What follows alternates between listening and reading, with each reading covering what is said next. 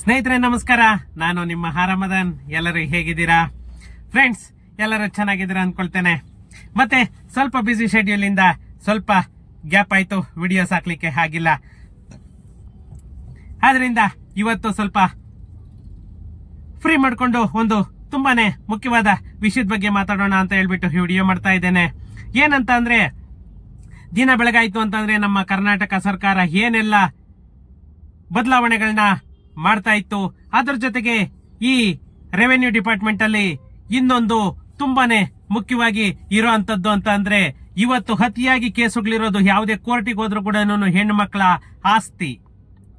ಹೆಣ್ಣು ಮಕ್ಕಳು ಕೂಡ ನನಗೂ ಸಮಪಾಲು ಬೇಕು ಅಂತ ಹೇಳ್ಬಿಟ್ಟು ಏನು ಕೋರ್ಟ್ ಅಲ್ಲಿ ಹೋಗ್ತಾ ಇದ್ದಾರೆ, ಅದು ಇವತ್ತಿಗೆ ತುಂಬಾನೇ ಕೇಸುಗಳು ಜಾಸ್ತಿ ಆಗ್ತಾ ಇದೆ. ಯಾಕಂತ ಅಂದ್ರೆ ಪ್ರತಿಯೊಬ್ಬ ಹೆಣ್ಣು ಮಕ್ಕಳು ಕೂಡ ಮೊದ್ಲಿಗೆಲ್ಲಾನು ನನಗೆ ತವ್ರ ಮನೆ ಒಂದಿದ್ರೆ ಸಾಕು ಅಂತ ಹೇಳೋರು, ಇವತ್ತು ತವ್ರ ಮನೆ ಬೇಕಾಗಿಲ್ಲ, ತವ್ರ ಮನೆಯಲ್ಲಿರೋ ಆಸ್ತಿ ಬೇಕು, ಹಣ ಬೇಕು ಅನ್ನೋ ಒಂದು ಕಾನ್ಸೆಪ್ಟ್ಗೆ ಬಂದ್ಬಿಟ್ಟಿದ್ದಾರೆ.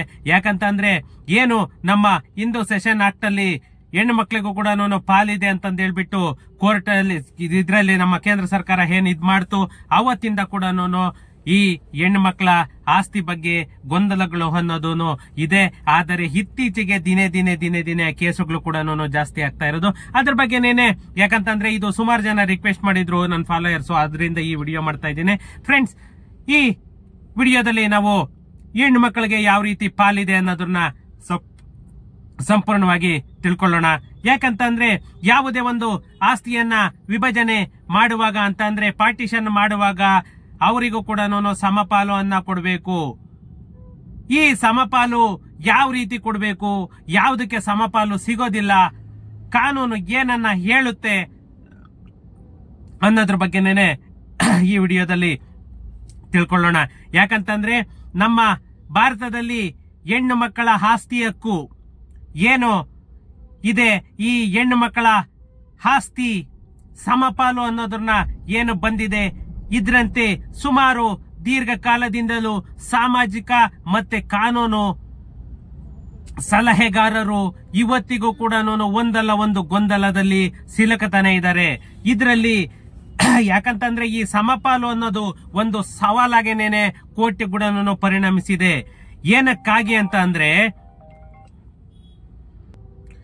ಈ ನಮ್ಮ ಕಾನೂನು ಸಲಹೆಗಾರರಿಗೂ ಕೂಡ ಇದು ಒಂದು ಸವಾಲು ಅಂತಲೇನೆ ಪರಿಣಮಿಸ್ಬಿಟ್ಟಿದೆ. ಯಾಕಂತ ಅಂದ್ರೆ ಎಷ್ಟೋ ಜನ ಇವತ್ತು, ಯಾಕಂದ್ರೆ ಒಂದು ಹೆಣ್ಣು ಮಗುವನ್ನ ಸಾಕಿ ಸಲುವಿ ಅವರಿಗೆ ಒಂದು ಒಳ್ಳೆ ವಿದ್ಯೆ ಬುದ್ಧಿಯನ್ನ ಕೊಟ್ಟು, ತಂದೆ ತಾಯಿ ಒಂದು ಒಳ್ಳೆ ಮನೆತನವನ್ನ ನೋಡಿ ಅವರಿಗೆ ಲಕ್ಷಾಂತರ ರೂಪಾಯಿ ಖರ್ಚು ಮಾಡಿ ಮದುವೆಯನ್ನ ಮಾಡಿರ್ತಾರೆ.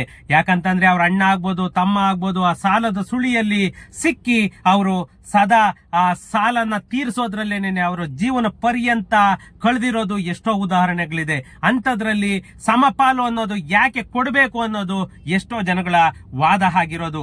ಆದರೆ ಕಾನೂನಿನ ಮುಂದೆ ನಾವ್ಯಾರು ಕೂಡ ದೊಡ್ಡವರಲ್ಲ.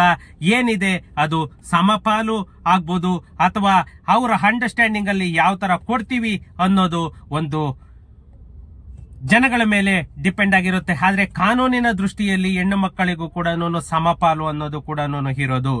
ಸಾಂಪ್ರದಾಯಿಕವಾಗಿ ಯಾವುದೇ ಒಂದು ಆಸ್ತಿಯ ಹಂಚಿಕೆಯನ್ನ ಗಂಡು ಮಕ್ಕಳಿಗೆ ಮಾತ್ರ ಸೀಮಿತಗೊಳಿಸುವಂತಹ ಪದ್ಧತಿ ಇತ್ತು. ಆದರೆ 2005 ಏನು ಇಂದು ಉತ್ತರಾಧಿಕಾರಿ ಕಾಯ್ದೆ ಅನ್ನೋದು ತಿದ್ದುಪಡಿ ಆಯ್ತು. ಈ ಕಾಯ್ದೆಯ ಮೂಲಕ ಹೆಣ್ಣು ಮಕ್ಕಳಿಗೂ ಕೂಡ ಸಮಾನ ಹಕ್ಕನ್ನ ಕೊಡಬೇಕು ಅಂತ ಹೇಳ್ಬಿಟ್ಟು ಕಾನೂನು ರಚನೆ ಆಯ್ತು.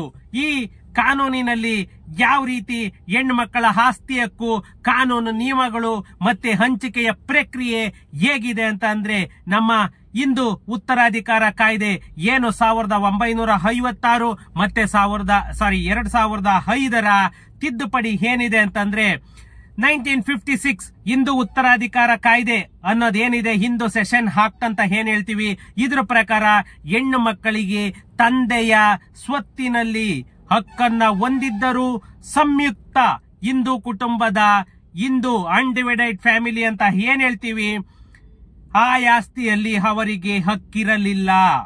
ಹೆಣ್ಣು ಮಕ್ಕಳು ವಿವಾಹದ ನಂತರ ತನ್ನ ತಂದೆಯ ಕುಟುಂಬದ ಆಸ್ತಿಯ ಹಕ್ಕನ್ನು ಕಳೆದುಕೊಳ್ಳುತ್ತಿದ್ದರು. ಯಾಕಂತಂದ್ರೆ ಅವರು ಏನೇ ಇದ್ರು ಕೂಡ ಪಿತ್ರಾರ್ಜಿತ ಆಸ್ತಿ ಏನ್ ಬಂದಿರುತ್ತೆ ಅದ್ರಲ್ಲಿ ಮಾತ್ರನೇನೆ ಅವರು ಭಾಗಕ್ಕೆ ಹೋಗ್ಬೋದಿತ್ತು. ಆದ್ರೆ ತಂದೆಯ ಆಸ್ತಿಯಲ್ಲಿ, ಯಾಕಂದ್ರೆ ಅದು ಸೆಲ್ಫ್ ಅಕ್ವೈರ್ಡ್ ಪ್ರಾಪರ್ಟಿ ಇತ್ತು ಅಂತಂದ್ರೆ ಅದು ಯಾರಿಗ್ ಬೇಕಾದ್ರೂ ಅವರ ತಂದೆ ಕೊಡ್ಬೋದು. ಇನ್ನೊಂದೇನಂತ ಅಂದ್ರೆ ಈ 2005 ತಿದ್ದುಪಡಿ ಈ ಅನ್ಯಾಯವನ್ನ ಸರಿಪಡಿಸಿರೋದು ಅಂತ ಅಂದ್ರೆ ಹೆಣ್ಣು ಮಕ್ಕಳು ಸಂಯುಕ್ತ ಕುಟುಂಬದ ಸದಸ್ಯರಾಗಿ ಗುರುತಿಸಲ್ಪಟ್ಟರು ಮತ್ತೆ ತಂದೆಯ ಆಸ್ತಿಯಲ್ಲಿ ಮಗ ಮತ್ತೆ ಮಗಳು ಇಬ್ಬರಿಗೂ ಕೂಡ ಸಮಾನ ಹಕ್ಕನ್ನ ಕೊಡಬೇಕು. ಮತ್ತೆ ಹೆಣ್ಣು ಮಕ್ಕಳು ವಿವಾಹವಾದರೂ ಕೂಡ ತನ್ನ ತಂದೆಯ ಆಸ್ತಿಯ ಹಕ್ಕನ್ನ ಕಳೆದುಕೊಳ್ಳುವುದಿಲ್ಲ ಅನ್ನೋದು ಒಂದು ಕಾನೂನಿನಲ್ಲಿ ಆಗಿರೋದು. ಯಾವ ರೀತಿಯ ಆಸ್ತಿಗಳಲ್ಲಿ ಹೆಣ್ಣು ಮಕ್ಕಳಿಗೆ ಹಕ್ಕು ಇದೆ, ಯಾವ ರೀತಿಯ ಆಸ್ತಿಯಲ್ಲಿ ಹೆಣ್ಣು ಮಕ್ಕಳಿಗೆ ಹಕ್ಕಿಲ್ಲ ಅನ್ನೋದಾದ್ರೆ, ಪಿತ್ರಾರ್ಜಿತ ಆಸ್ತಿ ತನ್ನ ತಂದೆಯ ಅಜ್ಜ ಅಥವಾ ಪೂರ್ವಜರಿಂದ ಬಂದಂತಹ ಆಸ್ತಿಯಲ್ಲಿ ಹೆಣ್ಣು ಮಕ್ಕಳಿಗೆ ಸ್ವಯಂ ಚಾಲಿತ ಹಕ್ಕು ಉಂಟು. ಮತ್ತೆ ಸೆಲ್ಫ್ ಅಕ್ವೈರ್ಡ್ ಪ್ರಾಪರ್ಟಿ, ತನ್ನ ತಂದೆಯ ಸೆಲ್ಫ್ ಅಕ್ವೈರ್ಡ್ ಪ್ರಾಪರ್ಟಿ ಅಂತ ಏನ್ ಹೇಳ್ತೀವಿ, ಅದನ್ನ ತನ್ನ ತಂದೆ ಶ್ರಮದಿಂದ ಗಳಿಸಿದ ಆಸ್ತಿಯನ್ನ ಇಚ್ಛೆಯಂತೆ ವಿತರಿಸಬಹುದು. ಗಂಡು ಮಗುವಿಗಾದ್ರೂ ಕೊಡ್ಬೋದು, ಹೆಣ್ಣು ಮಕ್ಳಿಗಾದ್ರೂ ಕೊಡ್ಬೋದು, ಯಾರಿಗ್ ಬೇಕಾದ್ರೂ ಕೊಡ್ಬೋದು. ಅದು ಅವರ ಸ್ವಇಚ್ಛೆಯಿಂದ ಯಾರಿಗ್ ಬೇಕಾದ್ರೂ ಹಂಚಬಹುದು. ಆದರೆ ತಂದೆ ವಿಲ್ ಬರೆಯದೆ ಹೋದರೆ ಹೆಣ್ಣು ಮಕ್ಕಳು ಕಾನೂನುಬದ್ಧವಾಗಿ ಹಕ್ಕನ್ನ ಪಡೆಯಬಹುದು. ಒಂದು ವೇಳೆ ತಂದೆ ತನ್ನ ಸೆಲ್ಫ್ ಅಕ್ವೈರ್ಡ್ ಪ್ರಾಪರ್ಟಿಯನ್ನ ಮಗನಿಗೆ ಅಂತ ವಿಲ್ ಬರ್ದಿತ್ತು ಅಂತಂದ್ರೆ ಹೆಣ್ಣು ಮಗುವಿಗೆ ಯಾವುದೇ ಹಕ್ಕು ಇರುವುದಿಲ್ಲ. ಇನ್ನು 2005 ನಂತರ ಹೆಣ್ಣು ಮಕ್ಕಳು HUF ಏನು ನಮ್ಮ ಪಿತ್ರಾರ್ಜಿತ ಆಸ್ತಿಯಲ್ಲಿ ಯಾವ ರೀತಿ ಹಕ್ಕಿದೆ ಅಂತಂದೇಳಿ ಗುರುತಿಸಲ್ಪಟ್ಟಿದ್ದಾರೆ ಅಂತಂದ್ರೆ ಈ ಇಂದು ಸೆಷನ್ ಆಕ್ಟ್ ಅಲ್ಲಿ ಕ್ಲಿಯರ್ ಕಟ್ ಆಗಿ ಅದನ್ನ ಹೇಳಿರೋದು. ಯಾವುದೇ ಪಿತ್ರಾರ್ಜಿತ ಆಸ್ತಿ ಇದ್ರೂ ಕೂಡ ಅದರಲ್ಲಿ ಹೆಣ್ಣು ಮಕ್ಕಳು ತಮ್ಮ ಭಾಗವನ್ನ ಪಡೆಯಬಹುದು. ಸುಮಾರು ಸಂದರ್ಭಗಳಲ್ಲಿ ಏನಾಗುತ್ತೆ ಅಂತಂದ್ರೆ ಕುಟುಂಬದವರು ಹೆಣ್ಣು ಮಕ್ಕಳ ಆಸ್ತಿಯ ಹಕ್ಕನ್ನು ನಿರಾಕರಿಸುತ್ತಾರೆ. ಯಾಕಂದ್ರೆ ಅಂತ ಸಂದರ್ಭಗಳಲ್ಲಿ ಮಹಿಳೆಯರು ಏನೂನು ಬಯಸದೆ ತನ್ನ ಹಕ್ಕನ್ನ ರಿಲೀಸ್ ಡೀಡ್ ಮುಖಾಂತರ ಬೇಕಾದ್ರೂ ಬಿಟ್ಟುಕೊಡಬಹುದು. ಯಾಕಂದ್ರೆ ಎಷ್ಟೋ ಜನ ನನಗೆ ತವ್ರ ಮನೆ ಒಂದಿದ್ರೆ ಸಾಕು, ಯಾವುದೇ ಹಕ್ಕು ಬೇಕಾಗಿಲ್ಲ, ಯಾವುದೇ ಆಸ್ತಿ ಬೇಕಾಗಿಲ್ಲ ಅಂತ ಹೇಳ್ಬಿಟ್ಟು ಎಷ್ಟೋ ಜನ ಅದನ್ನ ಇದ್ ಮಾಡ್ಕೊಡ್ತಾರೆ. ಮತ್ತೆ ಯಾವ ರೀತಿ ಪಡಿಬಹುದು ಅಂತಂದ್ರೆ ನ್ಯಾಯಾಲಯದಲ್ಲಿ ದಾವೆಯನ್ನ ಹೂಡಬಹುದು. ತಮ್ಮ ಪಾಲನ್ನ ನಿರಾಕರಿಸಿದರೆ, ಒಂದು ವೇಳೆ ತವರಿನವರು ಏನಾದ್ರೂ ಕೊಡಲು ನಿರಾಕರಿಸಿದರೆ, ಅಣ್ಣ ತಮ್ಮ ತಂದೆ ತಾತ ಏನಾದ್ರೂ ನಿರಾಕರಿಸಿದರೆ ಸಿವಿಲ್ ಕೋರ್ಟ್ ಅಥವಾ ಪಾರಿವಾರಿಕ ನ್ಯಾಯಾಲಯದಲ್ಲಿ ದಾವೆಯನ್ನ ಹೂಡಬಹುದು. ಅದು 100% ರೈಟ್ಸ್ ಇದೆ. ಮತ್ತೆ ತಂದೆಯ ಆಸ್ತಿ ದಾಖಲೆಗಳು, ಪ್ರಾಪರ್ಟಿ ಡಾಕ್ಯುಮೆಂಟ್ಸ್, ವಿಲ್ ಹಂಚಿಕೆ ಪತ್ರಗಳನ್ನು ಕೂಡ ಇವರು ಪರಿಶೀಲನೆ ಮಾಡಬಹುದು. ಮತ್ತೆ ಕಾನೂನಿನ ಸಹಾಯವನ್ನ ಪಡೆಯಬಹುದು. ವಕೀಲರಿಂದ ಲೀಗಲ್ ನೋಟಿಸ್ ಅನ್ನ ಕಳಿಸಬಹುದು. ಮತ್ತೆ ಮಹಿಳಾ ಹಕ್ಕು ಸಂಘಟನೆಗಳು ಅಂತ, ಈ ಮಹಿಳಾ ಹಕ್ಕು ಸಂಘಟನೆಗಳು ಏನಿದೆ ಆ ಹಕ್ಕು ಸಂಘಟನೆಗಳಿಂದ ಕೂಡ ವುಮೆನ್ ರೈಟ್ಸ್ ಆರ್ಗನೈಸೇಷನ್ ಅಂತ ಏನ್ ಹೇಳ್ತೀವಿ, ಅಲ್ಲಿ ಕೂಡ ಇವರು ಸಂಪರ್ಕ ಮಾಡಬಹುದು. ಮತ್ತೆ ಹೆಣ್ಣು ಮಕ್ಕಳು ಯಾವುದೇ ಸಮಸ್ಯೆಗಳನ್ನ ಎದುರಿಸಬಹುದು. ಯಾಕಂತ ಅಂದ್ರೆ ಅಷ್ಟು ಕಾನೂನು ತುಂಬಾನೇ ಸ್ಟ್ರಿಕ್ಟ್ ಆಗಿದೆ. 2005 ಮೊದಲು ಆಸ್ತಿ ಹಂಚಿಕೆ ಆದರೆ ಹೆಣ್ಣು ಮಕ್ಕಳ ಹಕ್ಕು ಸೀಮಿತವಾಗಿರಬಹುದು.